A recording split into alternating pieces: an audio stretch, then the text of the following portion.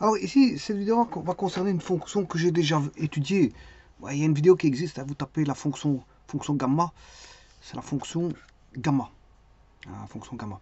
Alors, avant de vous parler de la fonction gamma, je vous rappelle qu'il existe des intégrales généralisées, des intégrales normales et des intégrales généralisées.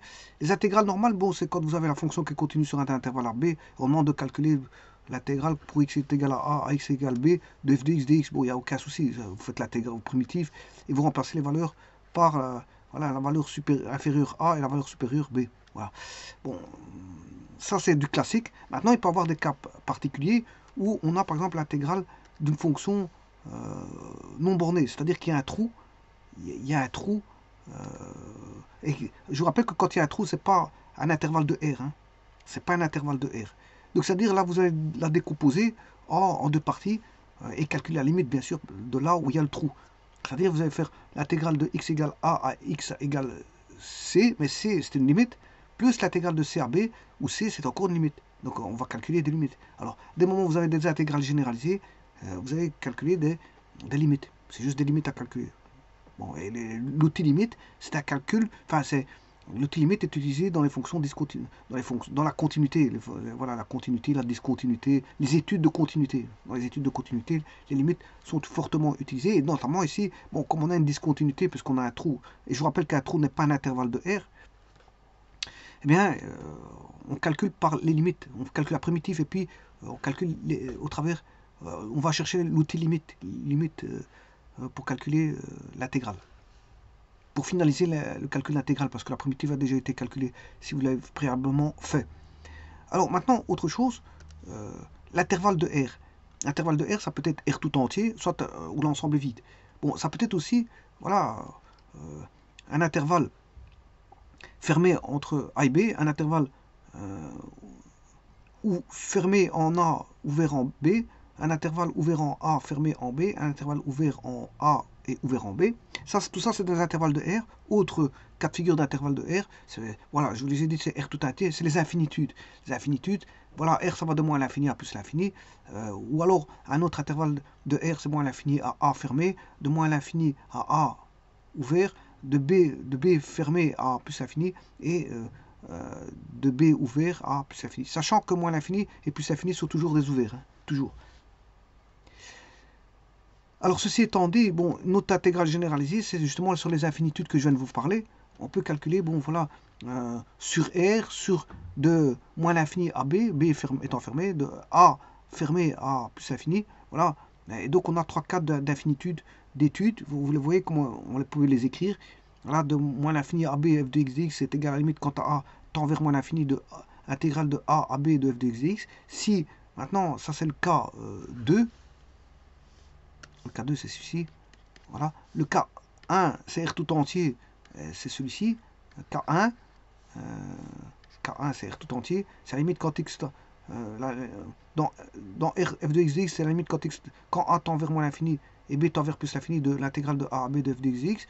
Le cas 2, ça c'est le cas 2, c'est la limite quand x tend vers moins l'infini jusque B de f de x dx, la limite quand A tend vers moins l'infini de l'intégrale de AB f de x dx, et le cas 3, qui est celui-là, qui est l'intégrale de A à plus l'infini. Voilà, et tous ces trois cas-là sont des intégrales, voilà, des intervalles d'intégration infinis. Voilà, c'est ce qu'on appelle des intégrales généralisées. On peut généraliser au calcul d'intégrales par rapport aux calculs normaux. Simplement, il faut juste calculer une limite. Donc, il faut calculer la primitive. Une fois qu'on a calculé la primitive, et puis on calcule les limites. C'est un calcul aux limites. Pour les intégrales généralisées, bien sûr. Hein, c'est-à-dire, pour une intégrale, voilà, comme celle-ci, ici, une fonction discontinue en un point, ou une intégrale infinie. Tels que les trois cas de figure que je viens de mentionner ici, qui sont des intervalles de R ici, mais n'est pas un intervalle de R ici, parce que on a un trou ici. Alors, une condition nécessaire de convergence, bon, c'est pas suffisant. Hein. Là, on peut se dire, on peut avoir la convergence, comme on peut ne pas l'avoir, parce que c'est une condition nécessaire. Si c'était une condition nécessaire et suffisante, ben, si vous disiez qu'on aurait eu la convergence, on aurait la convergence automatiquement. Voilà, on n'aura pas eu autre chose, puisqu'on aurait une condition nécessaire et suffisante. Par contre, ici, c'est une condition nécessaire, ça ne suffit pas. Donc, on a peut-être la convergence, comme on peut ne pas l'avoir. Alors, une condition nécessaire de convergence, c'est de l'existence d'une limite finie et que l'intégrand tend vers 0 lorsque x tend vers l'infini, Sinon, il reste un couloir d'air infini, inférieur en valeur absolue à l'intégrale de a à l'infini de f de x dx, et l'intégrale de a à l'infini de f de x dx n'existe pas, la limite étant infinie. Alors, ceci étant dit, donc, je vous rappelle qu'une convergence, c'est quand on trouve une valeur. Une divergence, c'est quand la limite est infinie ou que la limite n'existe pas. Alors, j'ai calculé la primitive d'un cosinus. Ben, de la cosinus, j'ai appliqué le critère ici. Voilà. Et là, bon, le critère ne marchait pas, donc elle va diverger. En plus de ça, la limite n'existe pas. Donc, si vous intégrez le cosinus, vous allez trouver sinus. Ben, vous allez chercher la limite quand x tend vers plus l'infini. En sinus, vous ne la trouverez pas parce que la limite n'existe pas. Donc, divergence, c'est deux cas de figure. Diverger, ça veut dire soit la limite est infinie, soit voilà, la limite n'existe pas. Alors maintenant, revenons à la fonction gamma que j'ai déjà vue, bon, que je revois un petit peu, qui est justement une intégrale infinie ici. C'est une intégrale généralisée. Donc on va se trouver dans un intervalle de R qui va de 0 à plus l'infini. On va se retrouver dans voilà, un intervalle de R qui va de 0 à plus l'infini. Alors, j'ai déjà vu cette fonction-là en détail. La fonction gamma, elle est définie de 1 à plus l'infini dans R. Alors la fonction gamma,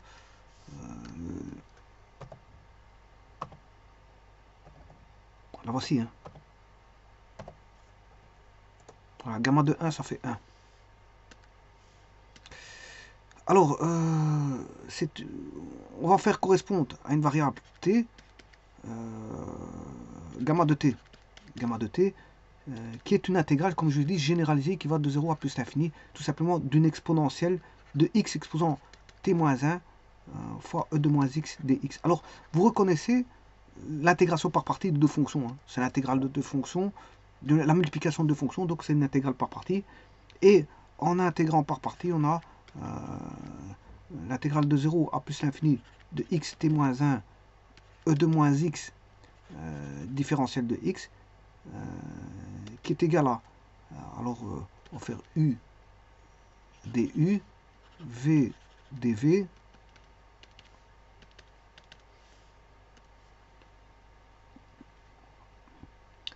alors si je prends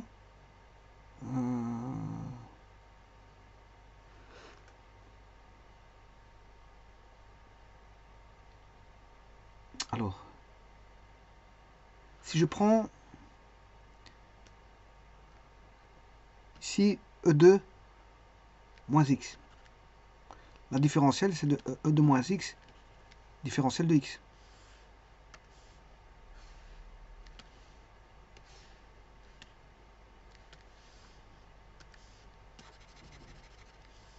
Bon, c'est pas dit que c'est bon, hein, je vais tester un petit instant.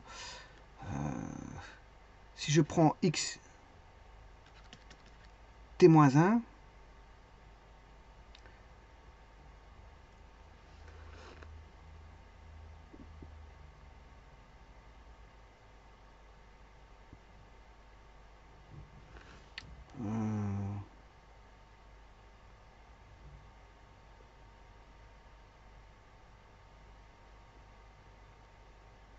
t-1,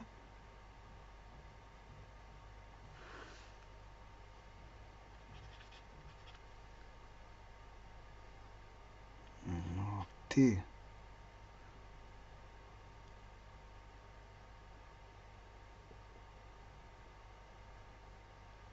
non, c'est pas bon. Ça, c'est pas bon. Je vais recommencer.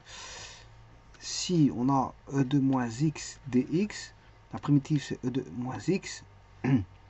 Là, si je prends x t moins 1, on aura t moins 1, x t moins 2.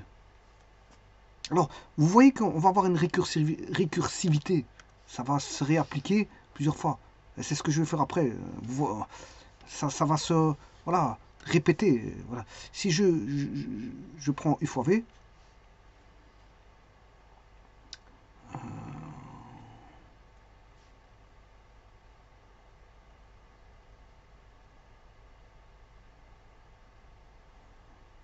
T-1, T-1. Attention qu'ici il manque un moins.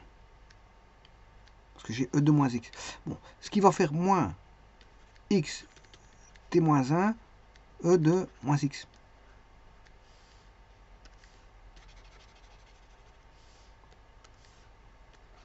Moins l'intégrale de nouveau à 0 à plus l'infini de ces deux-ci, VDU. VDU. Donc ici, je peux mettre un plus. Plus. Alors j'ai toujours E de moins X différentiel de X. On va voir xt-2. T-2, xt-2.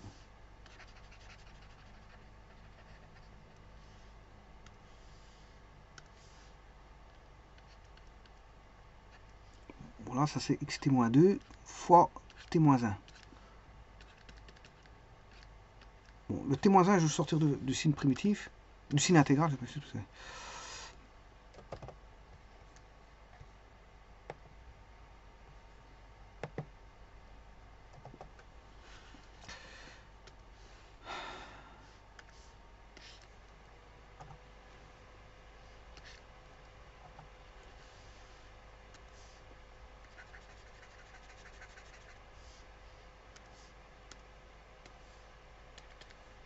alors, moins x t-1, e2 moins x plus t-1 intégrale de 0 à plus l'infini, c'est une intégrale généralisée, x t-2, e2 moins x différentiel de x. Non. Alors, si t est supérieur ou égal à 2, donc 3, 4 ou même 2, qu'est-ce qu'on a? Alors ça c'est gamma, je rappelle que c'est gamma de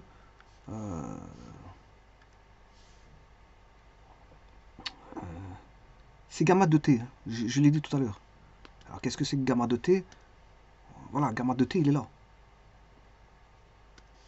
Gamma de t il est là. Ça c'est gamma de t. Donc gamma de t, c'est ça. Voilà, gamma de t.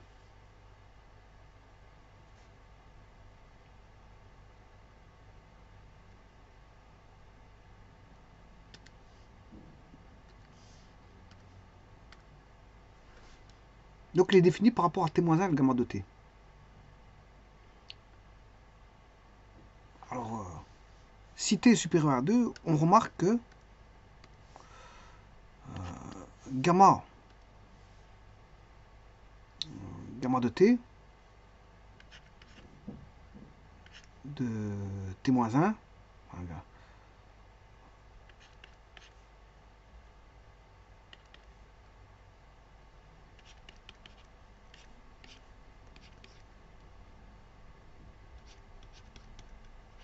voilà, on remarque ceci, si t est supérieur à 2,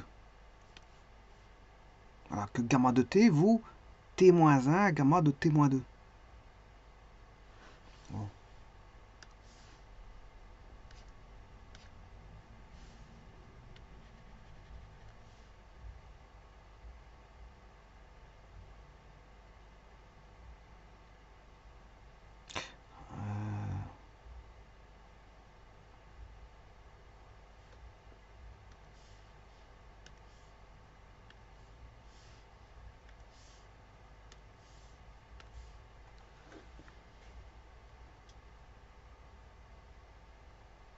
Alors, je vous ai dit tout à l'heure que gamma de 1, ça fait 1, vous voyez.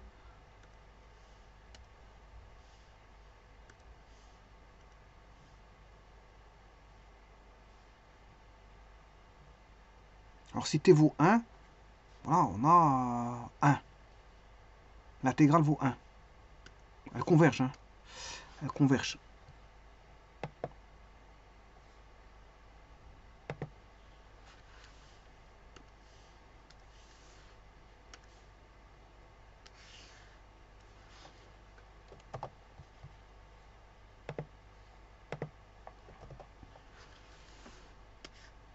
Alors, je viens de dire que gamma de 1 fait 1.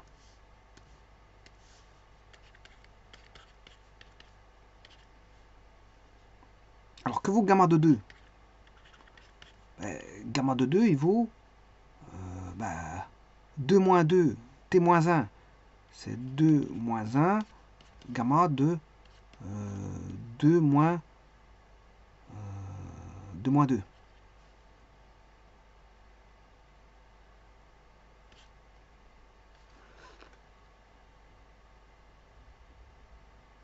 Non, ça c'est pas possible ça.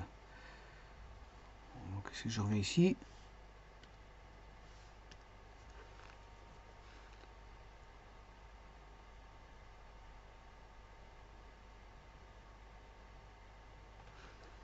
ici c'est gamma de t moins 1.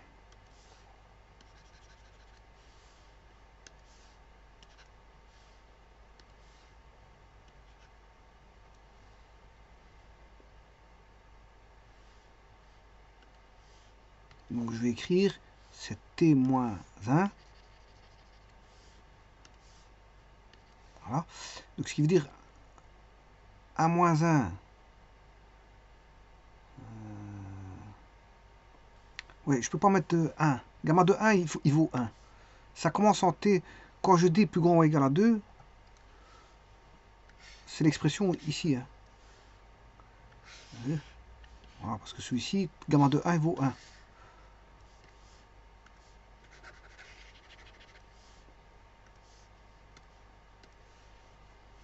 Donc on a 2 moins 1, ça fait 1, fois gamma de 1.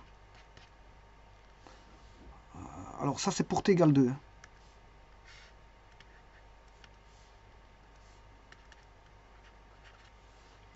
Et gamma de 1, ça fait 1. 1 fois 1, ça fait 1.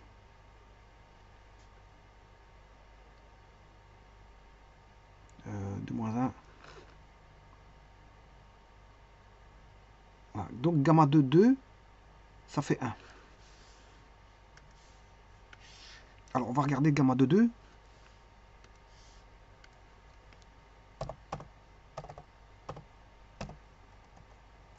Oui, ça fait 1. Alors on va essayer gamma de 3. On a toujours t-1 fois, voilà. Donc on a t-1, ça fait 2, fois gamma de 2. Donc ce qui est gamma de 2, ça fait, je vais de le trouver, précédemment, ça faisait 1. Donc on a 2 fois 1, et 2 fois 1, ça fait 2. Donc gamma de 3, ça fait 2.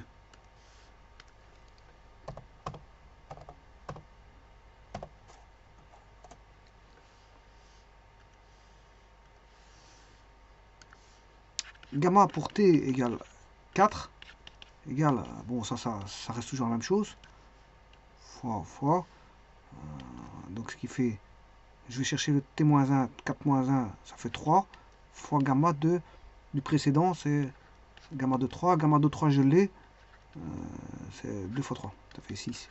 Donc c'est gamma de 3, ça fait 6.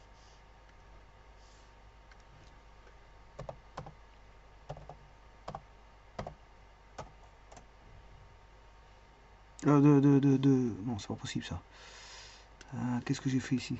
C'est de 4. Gamma de 4, ça fait 6.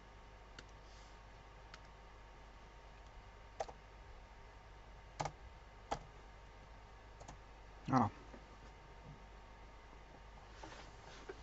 Alors, si vous avez compris ça, on aura dans les entiers la factorielle. Puisque j'aurai gamma de 1, c'est 1. Gamma de 2, c'est 1. Gamma de 3, c'est 2. Gamma de 4, c'est 3. Gamma de 5, c'est 4. Gamma de 6, c'est 5. Et ainsi de suite. Donc ce qui veut dire que je peux l'écrire, 3 petits points,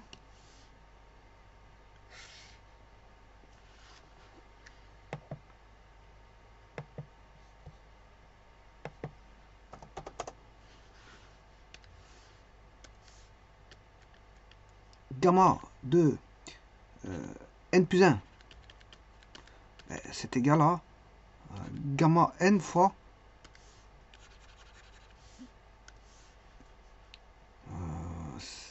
alors n c'est le précédent, hein. C'est le précédent, gamma de n. Et ça, on sait bien que c'est factoriel de n avec n appartenant au naturel sauf 0. Et donc vous reconnaissez la factorielle. Vous reconnaissez la factorielle.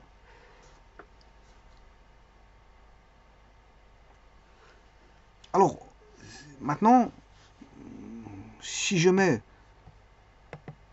gamma de x, la fonction, la voici. Bon, elle est définie, bien sûr,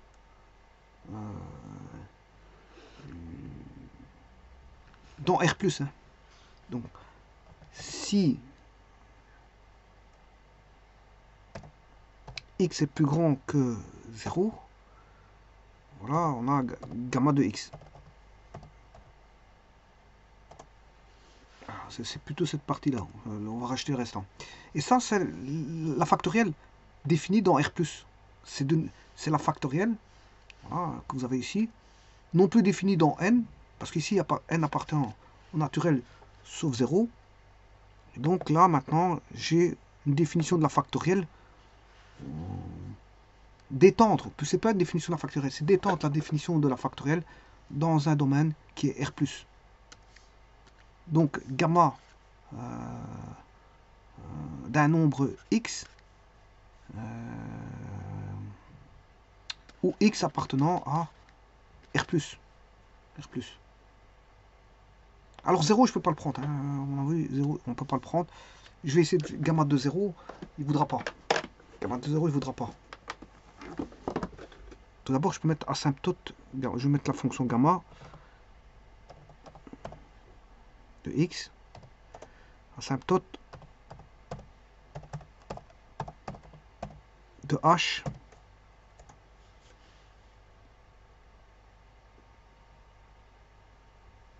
Ben, il n'aimait pas. Mais disons que si je mets gamma de 0, il n'y a pas de gamma de 0. Voilà, il n'est pas défini. Il n'est pas défini. Donc s'il n'est pas défini, ben, c'est R plus 0. Si je veux définir la factorielle, ben, je ne peux pas le prendre pour 0. Ici, quoique la factorielle de 0, ça fait 1. On sait bien que la factorielle de 0, ça fait la factorielle. La factorielle de 1, c'est 1. Factorielle de 2, ben, c'est 1 fois 2, ça fait 2. Factorielle de 3, c'est 1 fois 2 fois 3, ça fait 6. Et ainsi de suite. Bon, ben ici, je vais enlever le 0. J'enlève le 0.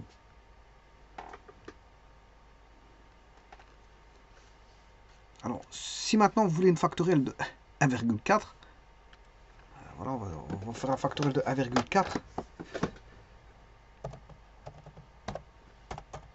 Voilà, avec des virgules, je peux étendre la fonction de factorielle sans aucun problème. 0,89. La factorielle de 1,4, c'est 0,89.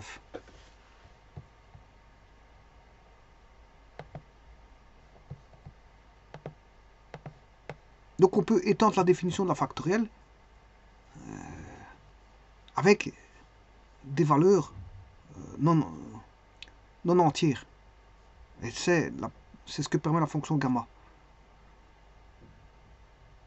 Alors vous remarquez que la fonction gamma, on peut avoir des valeurs entières, non entières. Et alors, vous voyez bien que pour une valeur entière, j'ai une valeur entière. Par exemple, gamma de 1, j'aurai 1. J'aurai le point 1,1, le point 1,2, non, je m'excuse, le point 2,1, ouais, factoriel de 2, c'est 2. Pour 2,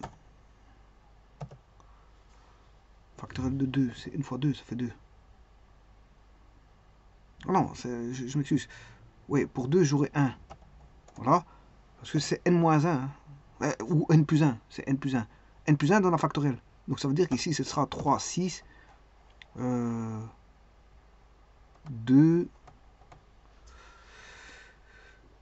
2, 1. 3, c'est 2.